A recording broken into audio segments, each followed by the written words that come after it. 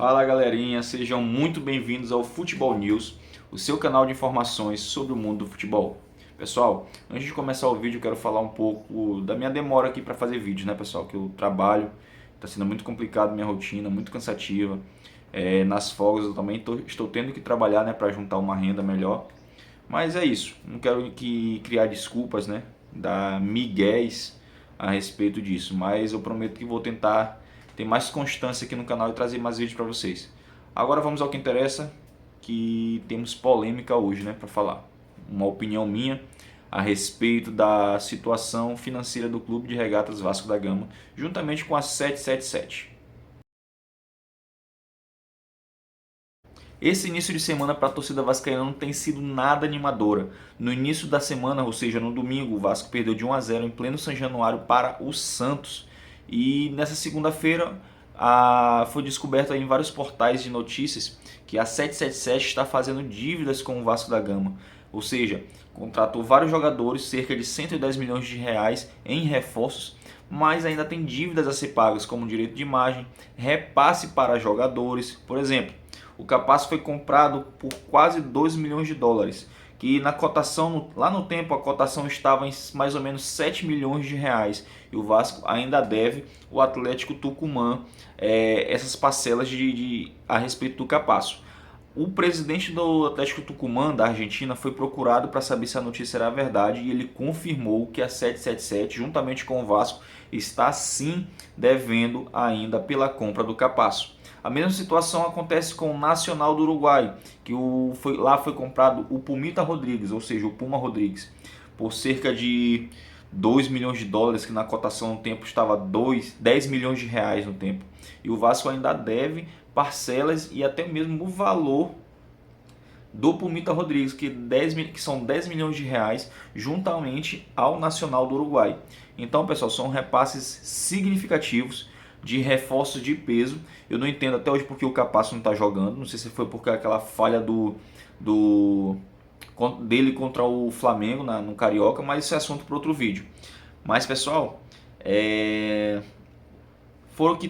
tem uma notícia positiva a respeito disso. Foi quitado o Pedro Raul e foi quitado também as parcelas do Orejano, ou seja, já está quitado. Esses dois jogadores vieram para o Vasco. Sua situação financeira, juntamente com os clubes, o Vasco já quitou. Já houve a compra integral desses jogadores. Agora, sobre Pumita e sobre o Capasso, é uma coisa que eu não consigo entender. Como que uma empresa que é conhecida mundialmente deixa essas parcelas em atraso? Deixa esses valores em atraso, porque esse valor que foi comprado Capasso e Pumita, para essa empresa não é nada, cara, não é nada. É dinheiro de bolso, porque qualquer pessoa sabe que a 777 é uma empresa multimilionária, Não era para estar fazendo isso. Ou seja, é um Vasco novo, com uma gestão antiga, com uma gestão velha, com raposas ainda lá dentro. Não dá para entender um negócio desse. Sem falar do Andrei. O Andrei, nosso cria da base, que agora está na seleção sub-20, que foi vendido para o Chelsea.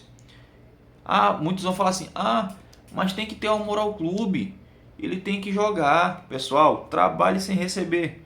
Trabalhe sem receber. Mas ele está jogando futebol. Não interessa, pessoal. É o trabalho dele. Se ele trabalhou, ele tem que receber. Minha opinião. Se você é o contrário, ok, eu respeito. Mas trabalhou, tem que receber.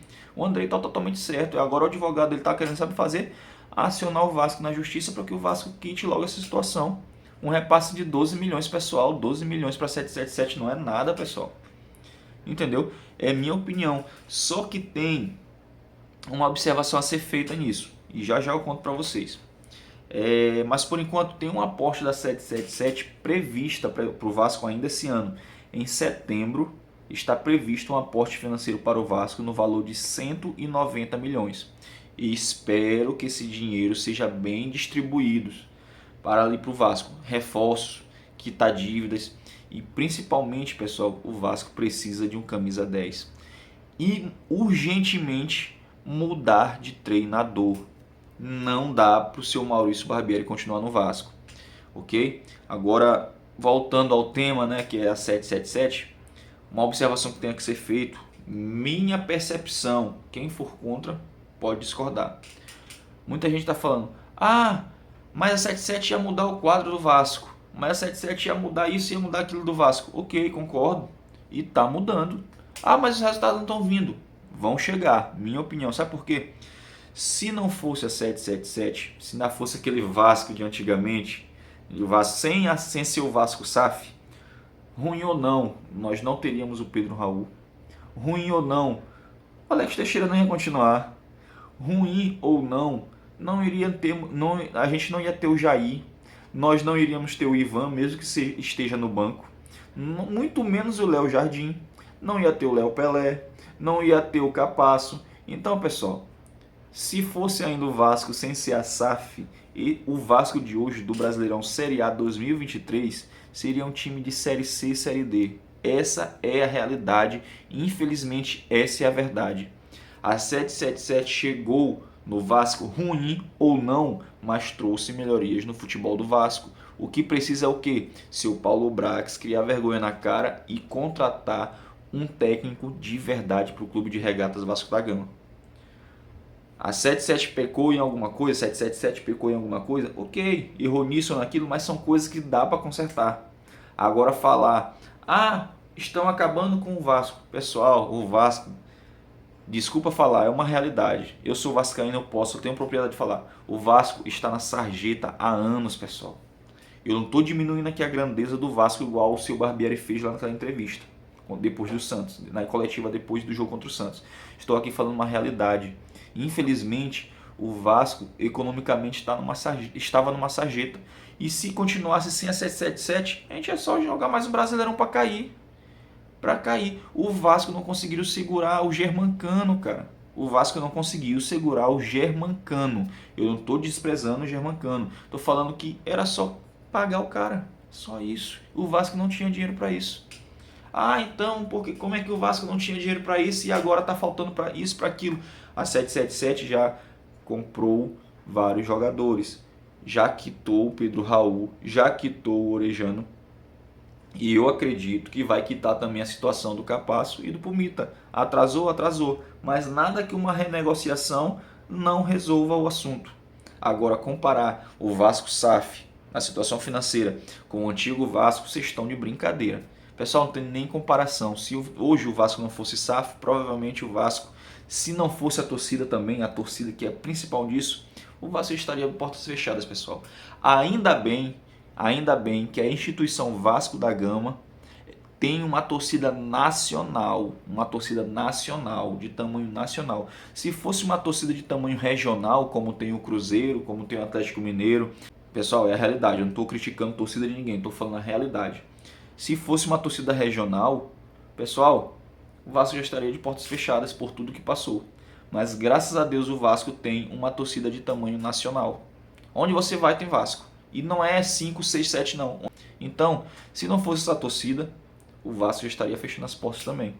E eu acredito que a 777 chegou para agregar muito valor para o Vasco, tanto economicamente quanto de visão de mercado. Só que ela tem que abrir o olho, porque essas faltas de pagamento, juntamente com os clubes que eles estão comprando jogadores, pode queimar o Vasco no mercado. E a partir do momento que começa a se queimar no mercado, tu já é mal visto.